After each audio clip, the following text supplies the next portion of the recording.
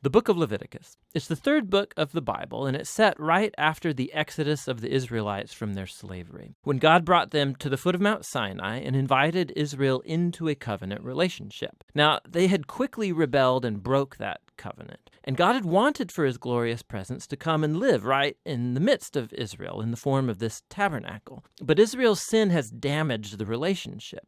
So, at the end of the previous book, Exodus, Moses, as Israel's representative, could not even enter God's presence in the tent. The book of Leviticus opens by reminding us of this fundamental problem. It says, "The Lord called to Moses from the tent." So the question is, how can Israel, in their sin and selfishness, be reconciled to this holy God?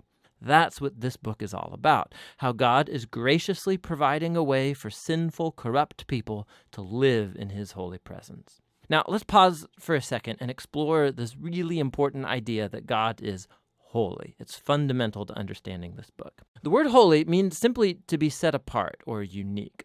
And in the Bible, God is set apart from all other things because of his unique role as the creator of all, as the author of life itself. And so if God is holy, then the space around God is also holy. It's full of his goodness and his life and purity and justice. So if Israel, who is unjust and sinful, wants to live in God's holy presence, they too need to become holy. Their sin has to be dealt with. Thus, the book of Leviticus.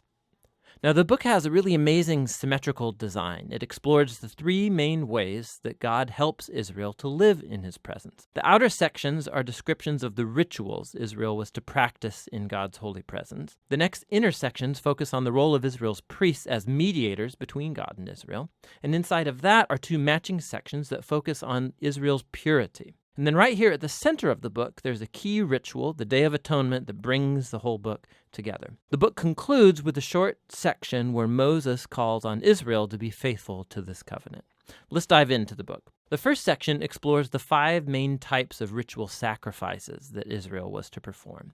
2 of these were ways that an Israelite could say thank you to God by offering back to God these symbolic tokens of what God has first given them. 3 other sacrifices were different ways of saying sorry to God. So here an Israelite would offer up the lifeblood of an animal while confessing that their sin has created more evil and death in God's good world. But instead of destroying this person, God, of course, wants to forgive them. And so this animal symbolically dies in their place and atones, which means it covers for their sin. And so through these rituals, the Israelites were constantly being reminded of God's grace, but also of his justice and of the seriousness of their evil and its consequences. The second set of rituals lays out the 7 annual feasts of Israel. And each of these retold a different part of the story about how God redeemed them from slavery in Egypt and brought them through the wilderness on their way to the Promised Land. And by celebrating these feasts regularly, Israel would remember who they were and who God was to them. Now, the sections about Israel's priests, you have Aaron and his sons first ordained to enter into God's presence on behalf of Israel. And then in this matching section, we find the qualifications for being a priest. The priests were called to the highest level of moral integrity and ritual holiness because they represented the people before God, but then also represented God to the people. Now, we find out why the priest's holiness matters so much back here in this first section. Right after the family of Aaron was ordained, 2 of his sons waltz right into God's presence and flagrantly violate the rules. And so they are consumed by God's holiness on the spot. It's a haunting reminder of the paradox of living in God's holy presence, because it's pure goodness, but it becomes dangerous to those who rebel and insult God's holiness. And so it's important that Israel's priests become holy, and also that all of the people of Israel become holy, which is what the next inner sections are all about. Chapters 11 through 15 are about the ritual purity required of all the Israelites, and chapters 18 through 20 are about the moral purity of the people. Here's what's underneath all of this purity and impurity language. Because God is holy and he's set apart, the Israelites need to be in a state of holiness themselves when they enter into his presence. This was called being clean or pure. God's presence was off limits to anybody who was not in a holy state, and this was called being unclean or impure. Now, an Israelite could become impure in just a few ways. by contact with reproductive body fluids, by having a skin disease, by touching mold or fungus, or by touching a dead body. Now, for the Israelites, all of these were associated with mortality, with the loss of life, which gets us to the core symbol of all these ideas. You become impure when you're contaminated by touching death, so to speak. And death is the opposite of God's holiness because God's essence is life.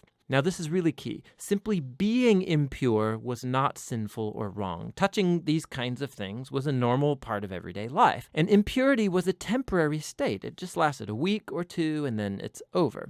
What was wrong or sinful was to waltz into God's presence carrying these symbols of death and impurity on my body. Don't do that. Now, the last way of becoming impure was by eating certain animals, and the kosher food laws are found right here in this section. Now, there have been lots of theories about why certain animals were considered impure and off limits. To promote hygiene or to avoid cultural taboos, the text just isn't explicit. But the basic point of all of these chapters is really clear. Altogether, these work as an elaborate set of cultural symbols that reminds Israel that God's holiness was to affect all areas of their lives. This corresponding section over here is about Israel's moral purity. The Israelites were called to live differently than the Canaanites. They were to care for the poor instead of overlooking them. They were to have a high level of sexual integrity, and they were to promote justice throughout their entire land. Now, here at the center of the book, we find a long description of one of Israel's annual feasts,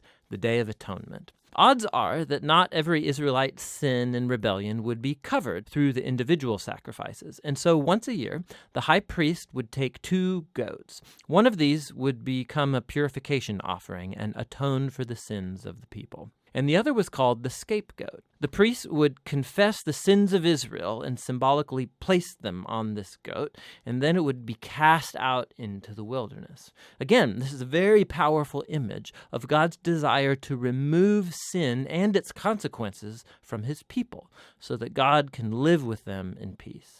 The book concludes with Moses calling Israel to be faithful to all of the terms of the covenant. And he describes the blessings of peace and abundance that will result if Israel obeys all of these laws. He also warns them that if they're unfaithful and dishonor God's holiness, it will result in disaster and ultimately exile from the land promised to Abraham. Now, if you want to see how Leviticus fits into the big storyline, it's helpful to look at the first sentence of the next book of the Bible, Numbers. It begins, "The Lord spoke to Moses in the tent."